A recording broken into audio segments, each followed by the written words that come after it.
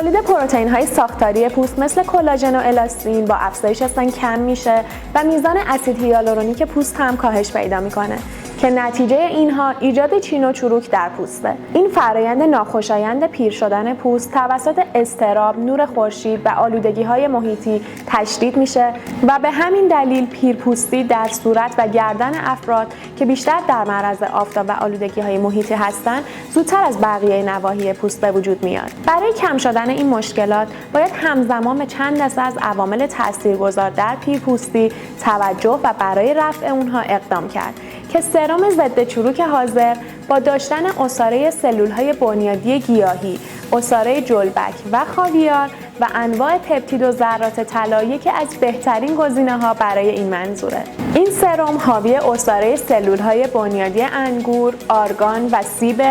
که بیشترین تعداد و غلظت عصاره سلول‌های بنیادی گیاهی در یک محصول آرایشی بهداشتی رو داره. این ترکیبات از سلول‌های بنیادی ذاتی پوست که نقش مهمی در بازسازی لایه‌های اپیدرم و درم دارن محافظت میکنه و باعث افزایش طول عمر اونها میشه. این عصاره‌ها در کنار پپتیدهای متنوع درون این محصول باعث زیاد شدن تولید کلاژن و الاستین و اسید هیالورونیک در پوست میشه و با بهبود خواص کشسانی و سفتی پوست به کاهش چین و چروک‌ها کمک خیلی زیادی میکنه. البته چون نور خورشید و آلودگی‌های محیطی هم تاثیر بسزایی در پیری پوست دارن، ترکیبات با خاصیت آنتی اکسیدانی مثل عصاره‌های جلبک، دانه چیا و ذرت به همراه ذرات طلا و ویتامین ها در این محصول مورد استفاده قرار گرفتن تا هیچ آسیب یا التهابی در پوست ایجاد نشه. شما عزیزان اگه به دنبال یه محصول همه کاره برای کاهش یا جلوگیری از پیرپوستی هستین،